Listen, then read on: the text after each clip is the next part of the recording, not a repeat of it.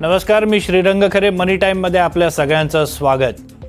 गार्डनमध्ये सीसॉ असतो ना, तशी अवस्था आज शेअर बाजारातील निर्देशांकांची झाली होती. सेन्सेक्स आणि निफ्टी कोसळले, पुन्हा उसळले आणि दिवस अखेर पुन्हा कोसळले. बाजारात नेमकं काय सुरू होतं याचा अंदाज भल्या भल्यांना लागत नव्हता. याबद्दल आपण बोलणारच आहोत. शिवाय सर्वसामान्य गुंतवणूकदारांना पडलेले गुंतवणुकी संदर्भातील प्रश्नही सोडवणार आहोत. मात्र त्याआधी पाहूयात आजच्या टॉप 10 बिझनेस न्यूज. निफ्टी आणि सेन्सेक्स या दोन्ही निर्देशांकांमध्ये आज मोठे चढ उतार बघायला मिळाले. सकाळी 23,000च्या खाली गेलेला निफ्टी दुपारी 23,100च्या वर गेला, पण बंद होताना कालच्या तुलनेत साधारण 26 अंकांनी घसरून 23,045 वर बंद झाला. बुधवारी रिलायन्स इंडस्ट्रीजमध्ये झालेल्या विक्रीचा परिणाम सेन्सेक्स आणि निफ्टी या दोन्ही निर्देशांकांवर प्रामुख्याने दिसला. दुपारी L&T आणि HDFC बँकेच्या शेअरमध्ये आलेल्या खरेदीमुळे बाजार सुधारला. सरकारी बँकांच्या शेअर्समध्येही खरेदी परतली. बाजाराच्या चढ उतारामध्ये जानेवारीमध्ये देखील म्युच्युअल फंडामधली गुंतवणूक कमी झालेली नाहीये. जानेवारीत म्युच्युअल फंडांची एकूण मालमत्ता म्हणजेच असेट अंडर मॅनेजमेंट घटलं, पण म्युच्युअल फंडातील गुंतवणूक मात्र वाढलेली आहे. विशेष म्हणजे मिडकॅप फंडांकडे गुंतवणूकदारांचा ओढा कायम राहिलेला असून सुमारे 5,147 कोटी रुपयांची गुंतवणूक एकट्या जानेवारी महिन्यात झालेली आहे.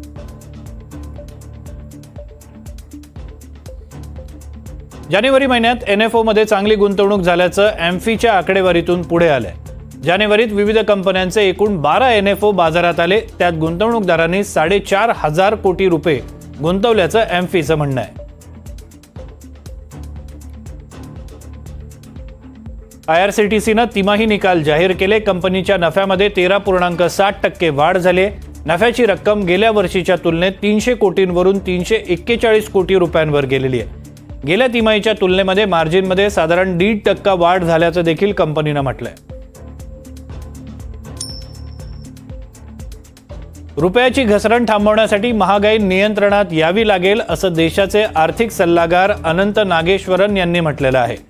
महागाईचा दर 3 ते 4% दरम्यान राहिला तर रुपयाची घसरण आपोआप थांबेल असं नागेश्वर यांचं म्हणणं आहे.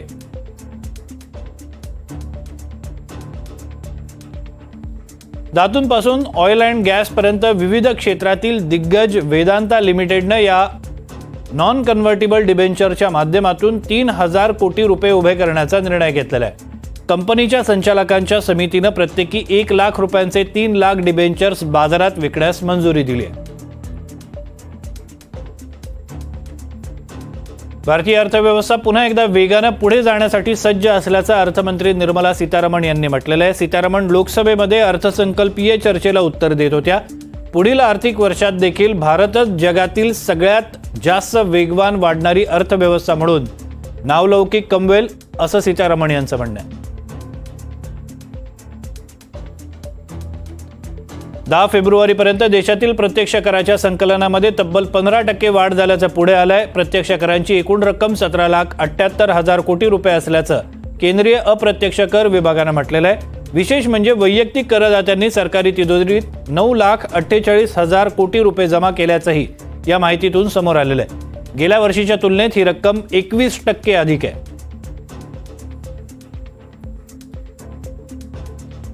गुगलनं त्यांच्या AIचं म्हणजे जेमिनीचं दुसरं व्हर्जन युजरसाठी खुलं केलं आहे. जागतिक AI नियमन शिखर परिषदेच्या पार्श्वभूमीवर गुगलनं जेमिनी 2 लॉन्च केलेलं आहे. जेमिनी 2 2 प्रकारामध्ये उपलब्ध असेल. जेमिनी 2 लाईट हे मॉडेल खर्चाच्या दृष्टीनं देखील अधिक किफायतशीर असल्याचं कंपनीचं म्हणणं आहे.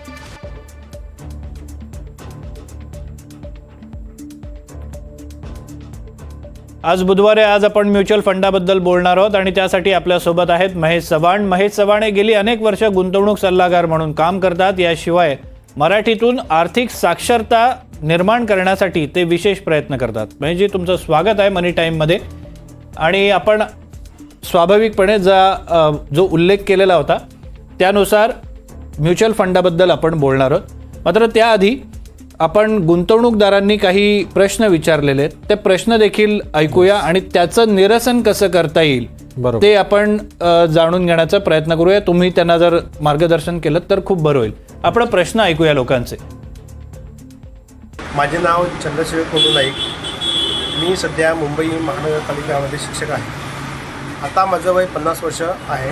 माझ्या सेवानिवृत्तीसाठी मला 8 वर्षांची शिल्लक आहे. मी अशी कुठे गुंतवणूक करावी की ज्या गुंतवणुकीत मला चांगले रिटर्न्स मिळतील आणि रिटायर झाल्यानंतर जी मला रक्कम मिळेल ती रक्कम गुंतवण्यासाठी म्युच्युअल फंडामध्ये कोणत्या स्कीम्स आहेत तर जेणेकरून मला त्या स्कीममधून चांगले रिटर्न्स मिळतील. आपण बघितलं या गुंतवणूकदाराने आपल्याला प्रश्न विचारलेला, तुम्ही त्याचं समाधान कसं कराल? याचं उत्तर द्यायचं झालं तर एक बहुतेक जणांना रिटायरमेंटची जी क्लॅरिटी किंवा रिटायरमेंटबद्दल एक बोलतात ना की कधी रिटायरमेंटबद्दल एक भविष्याची चिंता ही 50मध्ये तयार होते आणि त्यांच्याकडे आता 8 वर्षाचा पिरियड राहिलेला आहे आणि आज BMCमध्ये जर ते काम करत आहेत तर मुंबईमध्ये जर त्यांना त्यांचं रिटायरमेंट काढायचं असेल तर मला वाटतं कमीत कमी म्हणजे आत्ता 8 वर्षात त्यांच्याकडे पिरियड आहे तर त्यांच्याकडे कमीत कमी 50 लाख रुपये किंवा 1 करोडचा तरी पोर्टफोलिओ होणं गरजेचं आहे. आणि त्याच्यासाठी त्यांना आत्ता काय करावं लागेल, 8 वर्षाचा हा जो पिरियड आहे तर मल्टी कॅप फंडामध्ये ते चांगल्या पद्धतीने गुंतवणूक करू शकतात. बरोबर, म्हणजे आणि त्याच्यासाठी कमीत कमी जर 8 वर्ष म्हणजे खूपच कमी पिरियड झाला रिटायरमेंट प्लॅनिंगसाठी. बरोबर. मग मल्टी कॅप हे इक्विटी प्रकारामधले फंड येतात, त्याच्यामध्ये तुम्ही चांगल्या पद्धतीने इन्व्हेस्टमेंट करू शकता. फक्त इथे 8 वर्ष तुम्हाला थांबावं लागतील आणि 1 करोडचा फंडापर्यंत जर पोहोचायचं असेल तर इन्व्हेस्टमेंट खूप मोठी येते कारण पिरियड खूप कमी आहे. बरोबर, तर तिथे कमीत कमी 50,000 रुपयाची त्यांची SIP जावी लागेल.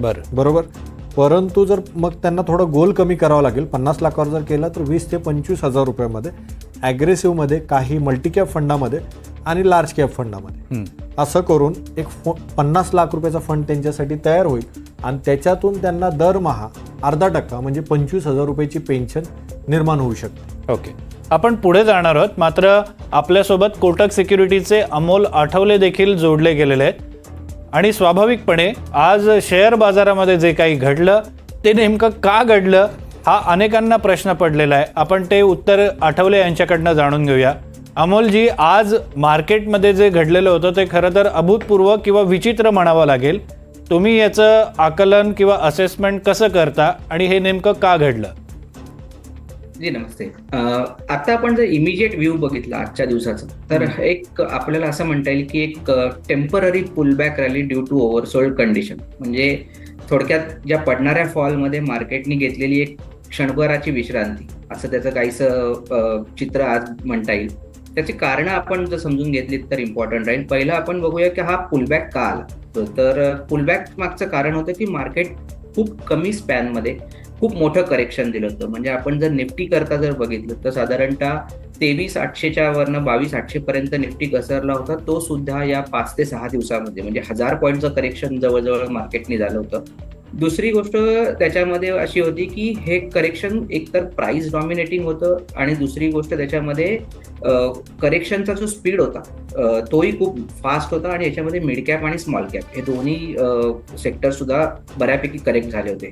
सो कुठेतरी या कंडिशनमध्ये एक टेम्पररी ओव्हरसोल्ड म्हणजे एका खूप छोट्या स्पॅनमध्ये जेव्हा खूप मोठं करेक्शन होतं तेव्हा एक मिसमॅच होतो आपल्याला दिसलेला आणि त्याचा एक इम्पॅक्ट येतो की एक टेम्पररी पुलबॅक रॅली येते आणि तेच आज झालेलं आहे की मार्केटनी कालच्या दिवसाच्या पासूनच सुरुवात केली.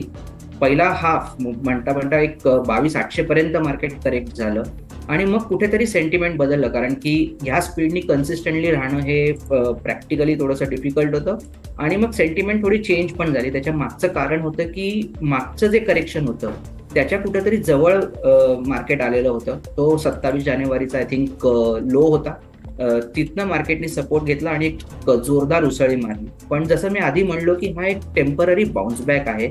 ह्याच्यामध्ये असं आपल्याला आता लगेच म्हणता येणार नाही की मार्केटमध्ये मेजर चेंज झालेले आहेत किंवा परत एक नवीन अपट्रेंड तयार झाला वगैरे. हे थोडंसं बोलणं खूप ॲग्रेसिव्ह ठरेल. इथे एक गोष्ट पॉझिटिव्ह मात्र नक्की झालेली आहे की जे कन्सिस्टंट पडणारं मार्केट होतं ते त्याला कुठे ना कुठेतरी एक चाप लागलेला आपल्याला दिसतो आहे आणि कदाचित आपण जर त्याचा जर फ्युचर पॅटर्न जर आपण बघितला तर तो कुठेतरी एक रेंज बाउंड म्हणजे एक मार्केट रेंज ओपन करायची शक्यता आहे आणि त्या रेंजमध्ये मार्केट ट्रेड होऊ शकतं which is a good thing कारण कन्सोलिडेशनला ऍटलिस्ट सुरुवात व्हायची शक्यता ही तयार झालेली आहे. तर आपण रेंजच्या जर लेवल बघितल्या तर मला असं वाटतं की आजचा जो डे लो आहे म्हणजे 22,800 हा एक टेम्पररी बॉटम म्हणून आपल्याला बघता येईल. आणि वरच्या बाजूला जर आपण बघितलं तर एवढ्या 1,000 पॉईंटचं जर करेक्शनची जर आपण रिट्रेसमेंट लेवल बघितली तर ती कुठेतरी तुम्हाला 23,200च्या आसपास येताना दिसते. म्हणजे 23,200 हा एक वरच्या साईडला असलेला एक रेजिस्टन्स म्हणता येईल आणि खालच्या बाजूला जर आपण बघितलं तर 22,800चा एक सपोर्ट म्हणता येईल.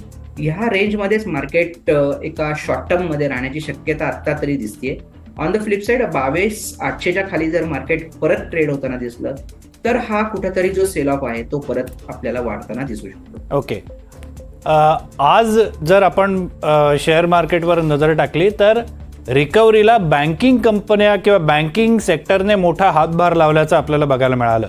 एकटा बँक निफ्टी बाजार बंद होताना पॉझिटिव्ह टेरिटरीमध्ये बंद झालेला आहे. ट्रेडिंगच्या दृष्टीनं तुम्ही बँकांच्या शेअरकडे कसं बघता? जी तुम्ही अगदी बरोबर सांगितलं, कारण की पहिल्या फॉलमध्ये बँक निफ्टी एवढा करेक्ट झालेला नव्हता. दुसरं एक अजून एक इम्पॉर्टंट साईन असे की मार्केट म्हणजे निफ्टी हा जर इंडेक्स बघितला किंवा सेन्सेक्स बघितला तर तो 20 दिवसाचं सिम्पल मुव्हिंग ॲव्हरेज जे शॉर्ट टर्मसाठी एक रेफरन्स पॉईंट म्हणून वापरलं जातं त्याच्या खाली निफ्टी ट्रेड होत होता. वेरॅज बँक निफ्टी आज बघितलं तर आजचंही क्लोजिंग त्याचं 20 डे सिम्पल मुव्हिंग ॲव्हरेजच्या वरती झालेलं आहे. पण त्याचं टेक्स्चर म्हणता येईल किंवा त्याचा जो पॅटर्न बघितला तर तो अजूनही खराब आहे.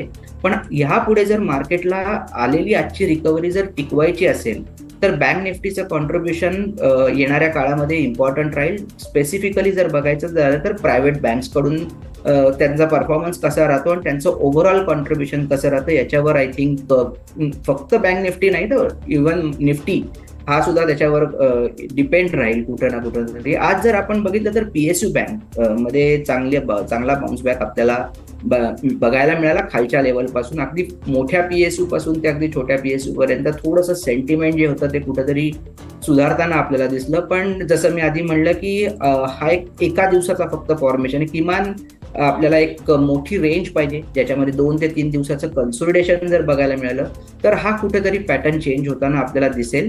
पण तुम्ही म्हणालात ते अगदी बरोबर आहे की पुढच्या काळामध्ये बँक निफ्टीवर पण खूप लक्ष राहील. जर सपोर्ट आणि रेजिस्टन्स चा विचार करायचा झाला तर आजचा डे लोच्या आसपास 49,000 एक इम्पॉर्टंट सपोर्ट आहे आणि वरच्या बाजूला बघितलं तर मिनिमम एक 50,000ची जी रेंज आहे त्याच्यावर कुठेतरी जर तो सस्टेन झाला तर आपल्याला असं म्हणता येईल की एक नवीन रॅलीला सुरुवात व्हायची शक्यता इथून होताना दिसते.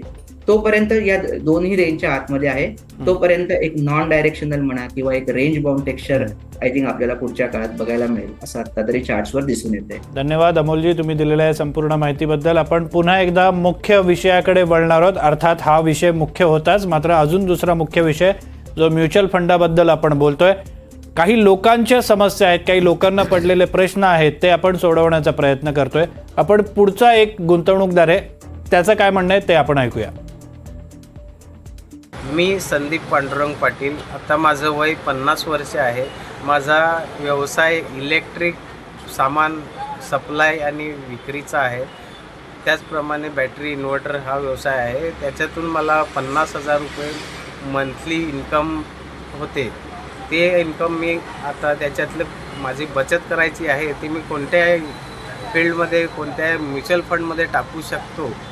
आणि आत्ता सध्या माझा रिलायन्समध्ये म्युच्युअल फंडात इन्व्हेस्टमेंट चालू आहे. त्याच्यातून काही रिटर्न्स आम्ही घेतले नाही. अर्थात त्यांचं स्पष्ट उत्तर नाही आहे महेशजी, मात्र त्यांनी एक समस्या विचारलेली आहे आणि एक गोष्ट इथे ध्यानात ठेवायला हवी की त्यांचं फिक्स इन्कम नाही आहे. बरोबर. त्यामुळे वेगवेगळे त्यांना भविष्यामध्ये धोके संभवू शकतात. म्हणजे वैद्यकीय खर्च असेल तर या सगळ्या गोष्टी ध्यानात घेता त्यांनी किती गुंतवणूक केली पाहिजे. पहिली तर याच्यामध्ये 50,000 रुपये आज आपण त्यांचं इन्कम पाहतोय आणि ते पण व्हेरिएबल असणार आहे कारण कोणती सॅलरी येत नाही आहे. आणि 10 वर्षाचा पिरियड त्यांच्याकडे राहिलेला आहे. 50 वर्ष त्यांचं वय आहे. ऑलरेडी त्या काहीतरी इन्व्हेस्टमेंट करतायत पण ते पूर्ण माहिती नाही मिळाल्यामुळे. परंतु आपण असं एक पकडू एक सामान्य व्यक्ती म्हणून एक 20% म्हणजे 50,000 मधले जर 10,000 रुपये ते आजपासून सेव्ह करतायत बरोबर पुढच्या 10 वर्षासाठी तर त्याची जवळपास एक 12 लाख रुपये इन्व्हेस्टमेंट होऊ शकते.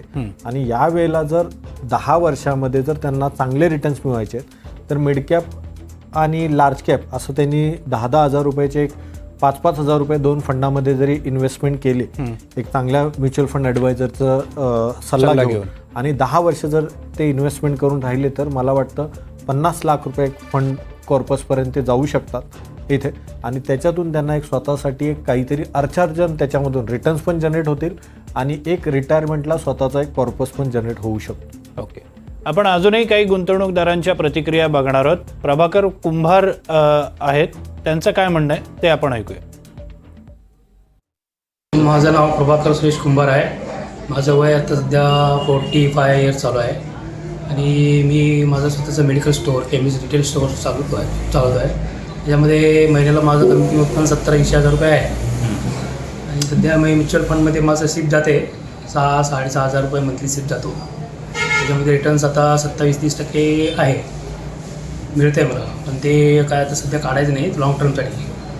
आणि अजून माझी इच्छा आहे की 2-3 म्युच्युअल फंडमध्ये टाकावं. हे 60 वर्षापर्यंत 70 वर्षापर्यंत लगभग मला 70-80 लाख मिळावे ही अपेक्षा आहे. त्याच्यासाठी कुठले म्युच्युअल फंड्स आहेत ते तुम्ही सांगा. बऱ्यापैकी अवेअर असलेले हे गुंतवणूकदार आहे, यांना काय सल्ला द्याल? यांच्याकडे आता आधीचे 2 जे आपले व्ह्युअर्स होते म्हणजे प्रेक्षक होते, आणि ह्यांच्यामध्ये सर्वात मोठा जर बदल काय असेल तर यांचं वय 45, इन्कम पण 60-70 हजारपर्यंत आहे. आणि जर ह्यांना 70-80 लाख ते बोलले, आपण 80 लाख पकडूया, आणि ऑलरेडी ते 6 हजार रुपये इन्व्हेस्टमेंट करतायत. फक्त यांना यांची इन्व्हेस्टमेंट आहे ती महिना 10 हजार रुपयांनी वाढवणं गरजेचं आहे. म्हणजे ती जर अराउंड एक 17-18 हजार रुपये जर झाली आणि पुढचे 15 वर्ष जर राहिली तर एक 80 लाखापर्यंत ते जाऊ शकतात. आणि जर समजा अजून 2,000 रुपये जर त्यांनी वाढवले, म्हणजे 13-14 हजार रुपये जर त्यांनी त्या पद्धतीने केले, तर मला वाटतं ते 1 करोडचा पल्ला आरामात गाठू शकतात. पण सध्याचं जे मार्केट आहे ते फेवरेबल आहे अशा गुंतवणूकदारांसाठी? हे लक्षात घेणं गरजेचं आहे. जसा एखादा शेतकरी आहे तो ऊन वारा पावसामध्ये तो त्याचं सायकल फॉलो करतो, तर निसर्ग त्याचं सायकल फॉलो करणार आहे. त्या पद्धतीने शेतकरी थांबत नाही की निसर्ग यावेळेला दुष्काळ असेल, ओला दुष्काळ असेल की कोरडा असेल. त्याच पद्धतीने इन्व्हेस्टरनी स्वतःच्या आर्थिक गोलसाठी इन्व्हेस्टमेंट करणं गरजेचं आहे. आणि जेव्हा तुमच्याकडे 15 वर्षासारखा पिरियड असतो, भारतीय बाजार असेल किंवा कोणतेही बाजार असेल, एक जापान मार्केट सोडलं तर 10 वर्ष जर एखादा इन्व्हेस्टमेंट करून राहिलं आहे तर त्याला कुठच्याही मार्केटने निराश केलं नाही. ओके, आपण आणखीनही काही प्रतिक्रिया ते काय म्हणतायत लोक. संजय मिरे आहेत, सोशल मीडिया इन्फ्लुएन्सर आहे, त्यांचं काय म्हणणं आहे ते ऐकूया. नमस्कार, मी संजय मिरे नागपूरवरून बोलतोय. मी सामाजिक कार्यकर्ता आणि सोशल मीडिया इन्फ्लुएन्सरही आहे. आणि माझं जे वार्षिक उत्पन्न आहे हे 4.5 लाख ते 5 लाखाच्या दरम्यान आहे. मला पण पैसे इन्व्हेस्ट करायचे आहे, पण मला असे पैसे इन्व्हेस्ट करायचे आहे की जे किमान 12 ते 15 वर्षामध्ये मी 1.25 कोटी रुपये कमवले पाहिजे, अशी माझी इच्छा आहे. त्याकरता काय प्लॅन आहे? कसं मार्गदर्शन करा? याच्यासाठी संजय सरांबरोबरच मी बाकीच्या प्रेक्षकांना एक चांगला फॉर्म्युला देतो आणि जो खूप लक्षात राहण्यासारखा आहे. आणि त्या फॉर्म्युलाला बोललं जातं 15-15-15, 15-15-15चा नियम. 15,000 रुपये 15%नी 15 वर्षासाठी जर तुम्ही गुंतवणूक तुमची राहिली आणि त्या पद्धतीने रिटर्न मिळाले तर मला वाटतं 1 करोड रुपये आपले अचीव होतात. ओके, म्हणजे एखाद्याला 1 करोड रुपये अचीव करायचे आहेत आणि त्याच्याकडे 15 वर्षाचा पिरियड आहे, तर त्यांनी 15,000 रुपयाची SIP केली, बरोबर, तर आणि त्यामध्ये 15% रिटर्न, बरोबर. जर आज निफ्टी सेन्सेक्सचा जर गेल्या 10-15 वर्षाचा जर ॲव्हरेज पाहिला किंवा 30 वर्षाचा ॲव्हरेज पाहिला तर 16%चा ॲव्हरेज, बरोबर. तर 15%नी जर रिटर्न मिळाले तर आरामशीर संजय सर 1 करोड रुपयाच्या कॉर्पसपर्यंत 12 नाही पण 15 वर्षामध्ये पोहोचू. पण 15%चा रिटर्न मिळणार का? मिळणार. याच्यासाठी एकच आहे की जो आपल्याला इतिहासात जाणं गरजेचं आहे की 16%चा ॲव्हरेज दाखवतोय सेन्सेक्स आणि निफ्टीचा. ओके, बरोबर.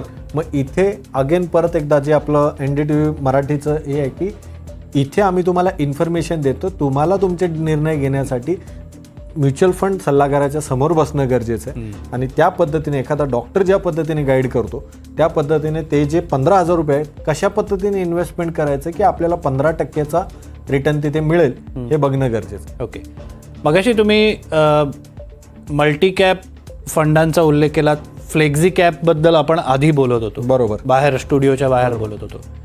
सध्याच्या परिस्थितीमध्ये हे 2 फंड गुंतवणूकदारांसाठी का चांगले आहेत आणि त्यांनी आपल्या पोर्टफोलिओमध्ये जोडणं का गरजेचं आहे? बरोबर. खूप चांगल्या पद्धतीने सर मगाच्या डिस्कशनमध्ये तुम्ही हा जो प्रश्न विचारला की गेल्या 10 वर्षामध्ये वेगवेगळ्या पद्धतीचे म्युच्युअल फंड भारतीय बाजारात आले. भारतीय बाजार एका लेवलला मॅच्युरिटी लेवलला जाते आणि चांगले चांगले प्रोडक्ट पण येत आहेत. तर गेल्या 10 वर्षामध्ये मला वाटतं एक चांगलं आलेलं प्रोडक्ट म्हणजे फ्लेक्झी कॅप आणि मल्टी कॅप फंड आपण त्याला बोलू. काही जण फ्लेक्झी कॅप शब्द समानच आहेत इथे.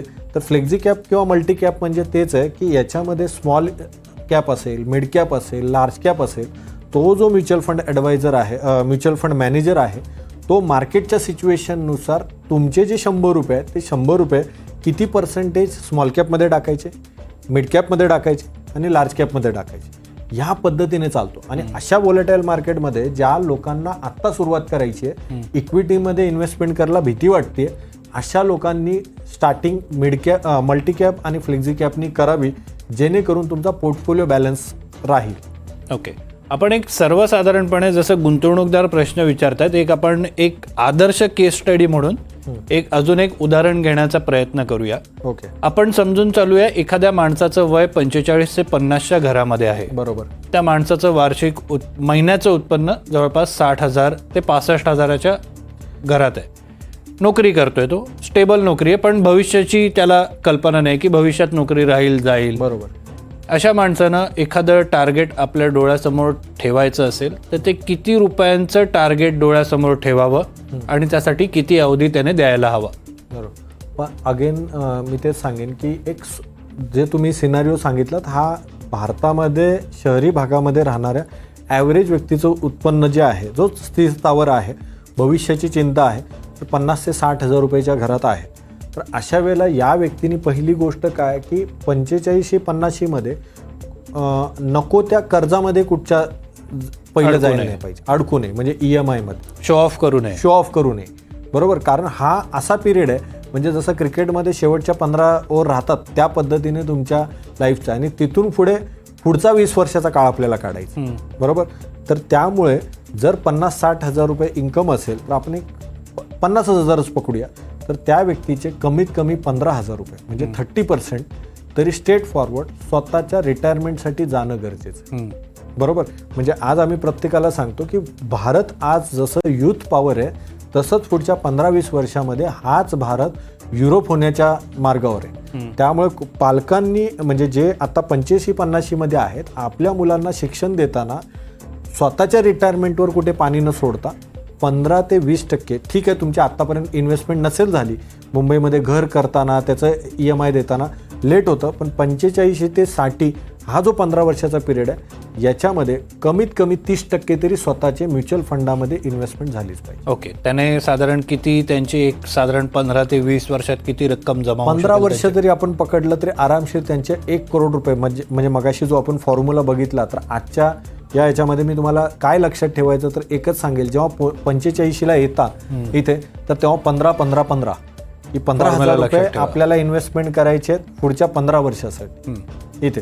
कारण जसं आपण बोलतो 2020 आयुष्याची 40शी पार केली की आयुष्याची 2020 चालू होते, म्हणजे 20 वर्ष कमाईची आणि 20 वर्ष रिटायरमेंटची. बरोबर. तसंच 45ला तुम्ही चालू करताय तर ऑलरेडी 5 ओव्हर संपलेले आहेत आणि पुढे 15 ओव्हर राहिलेले आहेत. तर हा 15चा आकडा लक्षात ठेवा आणि एक चांगल्या पद्धतीने जर म्युच्युअल फंड ॲडवायझरच्या मार्गदर्शनाने जर तुम्ही इन्व्हेस्टमेंट करू शकलात, उतार चढावामध्ये पण कुठे स्टॉप करू नका.